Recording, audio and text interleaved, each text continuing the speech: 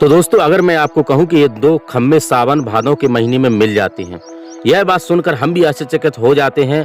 और यहाँ तक कि वैज्ञानिकों ने भी इसकी रिसर्च की तो वह भी देखकर हैरान रह गए।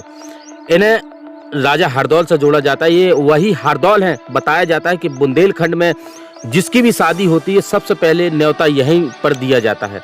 ऐसा बताया जाता है कि आज भी हरदौल उस शादी में भात लेकर आते हैं, कोई भी शादी हो। ये परंपरा बहुत पुरानी है। यह लगभग 400 बरस पुरानी कहानी है। और ओरछा धाम जो भगवान राम राजा सरकार यहाँ विराजमान है और यहाँ एक विशाल मंदिर बना हुआ है और जिसकी स्थापना उसी समय हुई थी।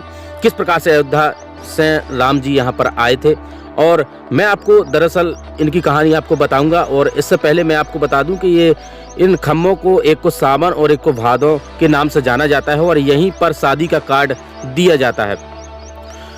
लाला हरदौल की कहानी बहुत दिलचस्प है। वो बुंदेलखंड में खास तौर पर ये सुनाई जाती है। इसके बगल में पालकी महल है। पालकी महल की भी आपको मैं कहानी बताऊंगा। तो दोस्तों, अब कहानी की ओर बढ़ते हैं। इस कहानी को हमें समझना है तो लगभग आज से 400 बरस पहले जाना पड़ेगा, लगभग 16वीं शताब्दी में। और बताया जाता है कि यहाँ के राजा जुझार सिंह थे और उनके छोटे भाई थे हरदौल। बताया जाता है कि हरदौल की जो भाभी थी उन्हें माँ समान माना करते थे और भाभी उन्हें बच्ची की तरह पाला करती थी। मगर एक बार कहते हैं कि घनघोर बादल किस प्रकार छाते हैं, इस प्रकार से क्योंकि कुछ गांव वाले थे, उन्होंने उन्हें गलत जानकारी दे दी राजा को कि ये भाभी से प्रेम करते हैं, कुछ अफवाह फैला दी। तो इस प्रकार से राजा को शक हुआ। राजा ने फिर अपनी धर्मपत्नी चंपावती को आदेश देती है कि जाकर हरदौल को जहर खिला दीजिए। तो चंपावती रोते बिलखते हुए अपने बच्चे समान माना करती थी हरदौल को और वह उन्हें जहर खिला देती हैं। हरदौल मर जाती है। कुछ समय बीतने के बाद हरदौल की एक बहन थी जो जुझार सिंह की भी थी बहन थी, तो वह दतिया में उसकी शादी हुई थी। उन बहन की एक पुत्री थी, पुत्री की शादी होनी थी। उसके बाद क्या होता है कि अपने भाई के पास जुझार सिंह के पास कुंजावती जाती हैं। कुंजावती कहती हैं कि बहन की शादी में आना है भात लेकर। तो फिर राजा जुझार सिंह अपनी बहन को बुरी तरीके से अपमानित करते हैं, बोलते हैं कि जा उसी हरदौल के पास जा। तब वहाँ उनकी समाधि पर रानी कुंजावती आती हैं और रोती बिलखती हुई बोलती हैं कि भैया आपको आना है, क्योंकि एक परंपरा है बुंदेलखंड में कि लड़की की जिसकी शादी है उसके मामा भात लेकर आते हैं शादी में। तो बताते हैं कि उस समाधि में से आवाज आती है कि जा बहना मैं आऊँगा।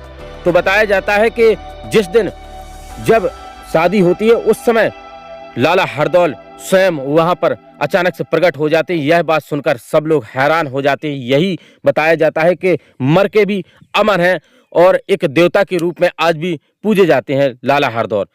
लाला हरदौल कोई आम नहीं थे, क्योंकि वो भगवान की भी भक्ति किया करते थे। और ये सावन भादों के जो दो खम्मे हैं इन्हीं से जोड़ा जाता है। और यहीं जस्ट बगल में जो राम राजा सरकार मंदिर है और यहाँ पर किस प्रकार से ये आप देख सकते हैं। मैं इनकी आपको एक कहानी बता दूं। यहाँ के राजा बुंदेलखंड के वीर सिंह थे और वीर सिंह के 8 पुत्र थे, जिसमें 8 पुत्र में पहले पुत्र थे जुझार सिंह और सबसे छोटे पुत्र थे लाला हरदौल। दोस्तों, उसके बाद ये परंपरा चलती है।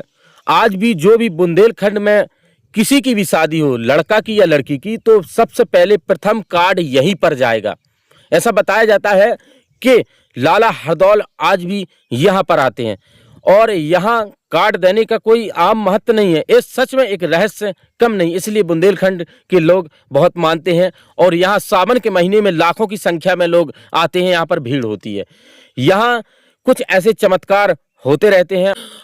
आज ये भले ही जगह का आपको खाली देखने को मिल रही है, मगर आप जब भी यहाँ पर आओ सावन के महीने में, यहाँ लाखों की संख्या में लोग आते हैं।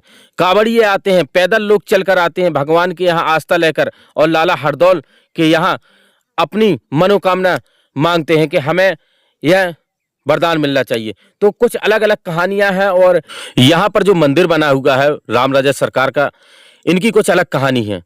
एक समय यहाँ की रानी कुंवर गणेश थी। बताया जाता है भगवान श्री राम की भक्ति किया करती थी और वो अयोध्या चली गई थी। अयोध्या में कुछ इस प्रकार से उन्होंने भक्ति की। बताते हैं कि भगवान राम जी को भी उनके साथ आना पड़ा था, एक शर्त पर आना पड़ा था। बताया जाता है कि उन्होंने कहा था कि हम यहाँ से चल तो रहे मगर जहां आप रुकोगे वहीं पर हमें विराजमान करना आपको पड़ेगा।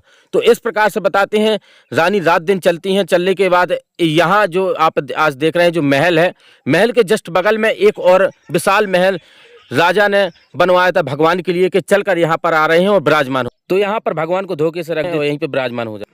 तो अब हम सावन के महीने में जाते हैं और सावन के महीने में आपको दिखाएंगे आखिर किस प्रकार से ये खम्भे जुड़ते हैं और लोगों की आप भीड़ देख सकते हैं कुछ इस प्रकार से। और खम्भों का रहस्य आप देख ही सकते हैं कुछ इस प्रकार से। यह है लोगों की यहाँ पर आस्था।